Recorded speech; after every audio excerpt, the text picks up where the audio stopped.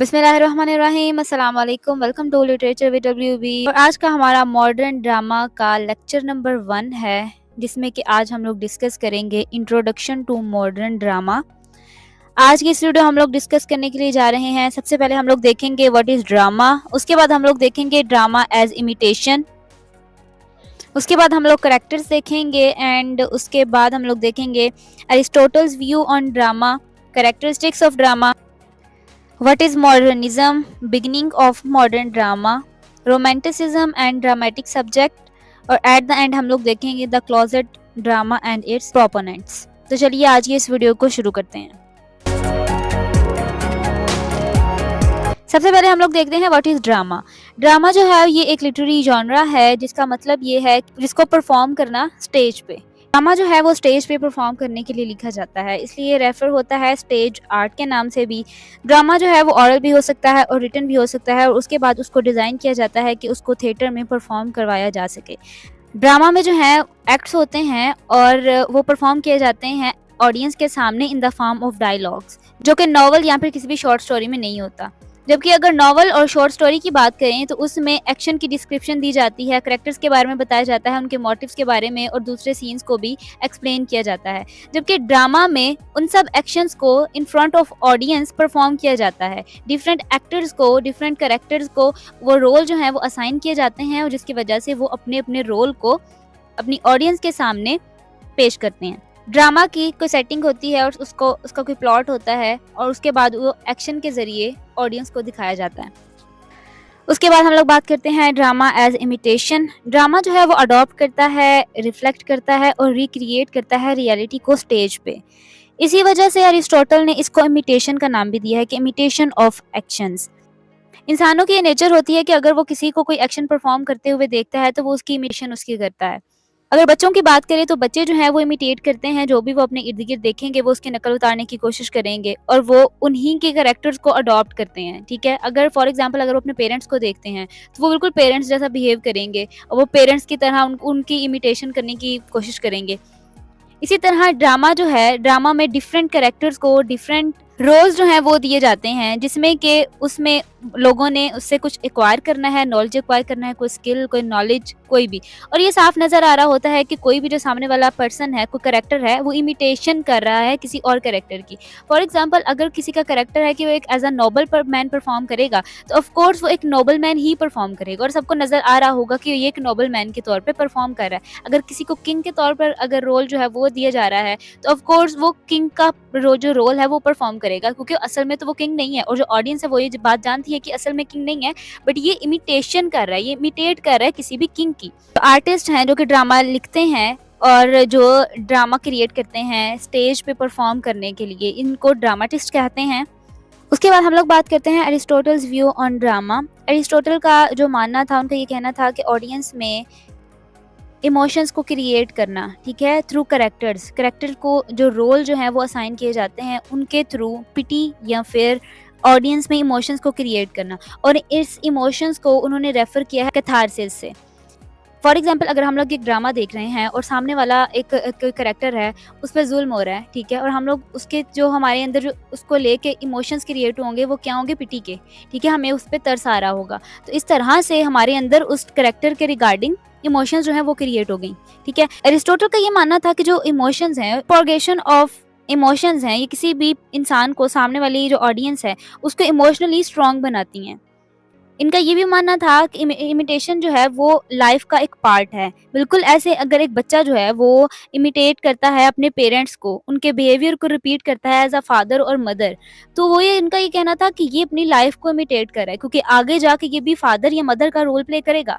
ठीक है, तो इसलिए ये अपनी ही लाइफ को इमिटेट कर रहा है। उसके बाद हम लोग बात करते हैं कैरेक्टर्स की।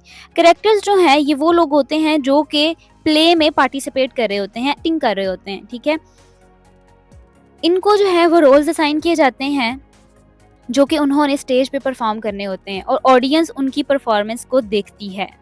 कैरेक्टर्स जो हैं ये मेजर भी हो सकते हैं, माइनर भी हो सकते हैं, ये उनके रोल्स पे डिपेंड करता है कि स्टोरी में उनके लिए क्या रोल असाइन किया गया है। नॉर्मली जो प्लेज होते हैं, लिस्ट ऑफ कैरेक्टर्स जो हैं वो शुरू में ही दिखा दी जाती है और उसके बाद आहिस्ता आहिस्ता वो एक सामने आते चले जाते हैं। ठीक है, और उनके बारे में हम लोग को पता चलता जाता है कि ये कौन है।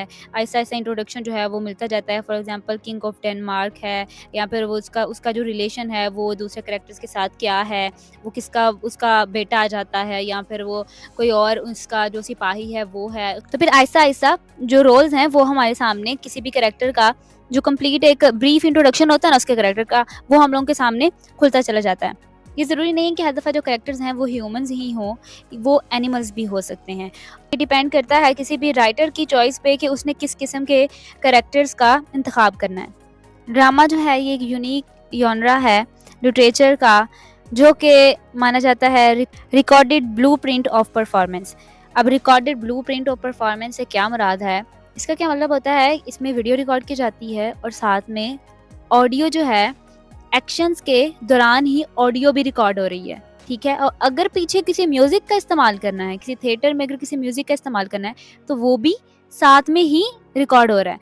तो ये होती है ब्लूप्रिंट परफॉर्मेंस, और ये स्टेज पे परफॉर्म किया जाता है और उसको जो परफॉर्म करते हैं उसको हम लोग कैरेक्टर्स कहते हैं, और इसकी एक थिएट्रिकल सेटिंग होती है। स्टेज परफॉर्मेंस जो है, जो भी प्ले अगर कोई परफॉर्म कर रहा है तो उनका गोल ये होता है कि लाइफ के एक्सपीरियंसेस को शेयर किया जाए रियलिस्टिकली ऑडियंस के साथ। ये मोर कंक्रीट है लिटरेचर के दूसरे जॉनरा से। अगर नॉवल की बात की जाए तो अगर कोई भी इंसान नॉवल पढ़ता है, फॉर एग्जांपल अगर मैं या आप जो है वो नॉवल पढ़ते हैं, तो हम लोग उसके नरेटर हुए, क्योंकि हम लोग उसको रीड कर रहे हैं, तो हम लोग उसके नरेटर हुए।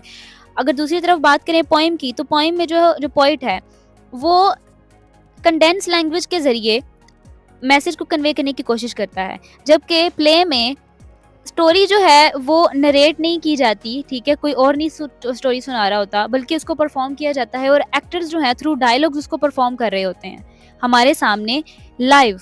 और ये जो है ड्रामा को मज़ीद यूनिक और मोस्ट इम्पैक्टफुल जो है लिटरेचर में बना देता है, और इसका असर जो है ऑडियंस पे डायरेक्ट होता है, डायरेक्ट और इंस्टेंट।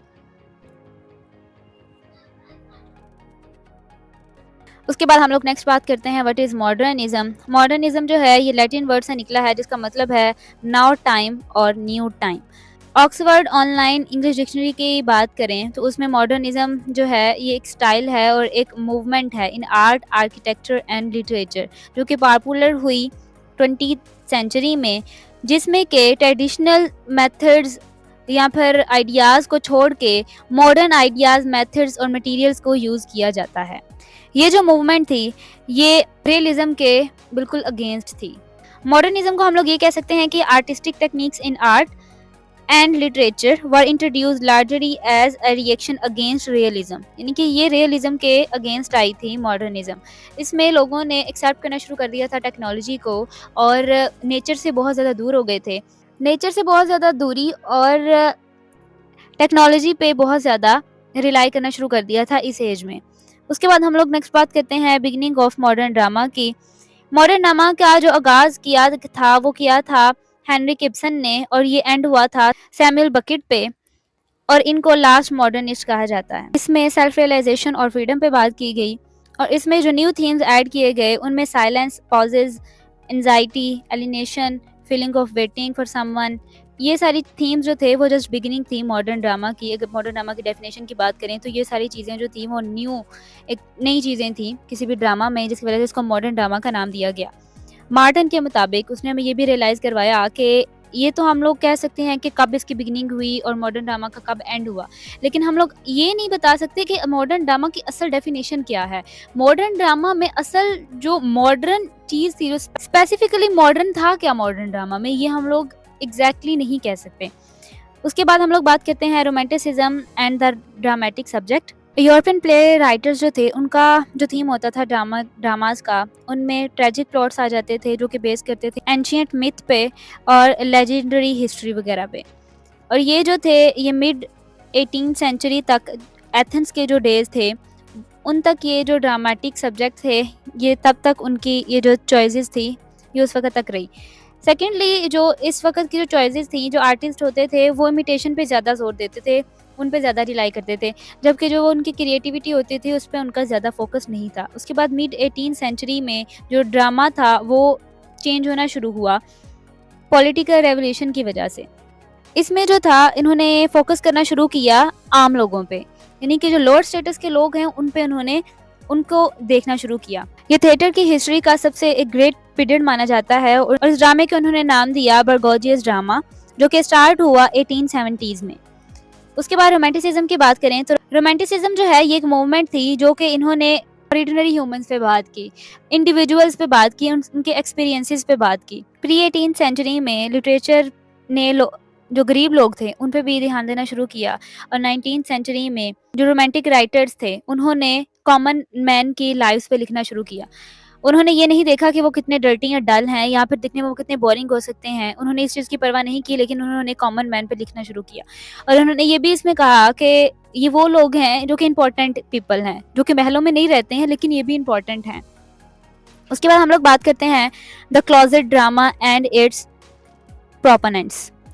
इस पे बात करने से पहले सबसे पहले हम लोग देखते हैं कि क्लोजेट ड्रामा असल में होता क्या है।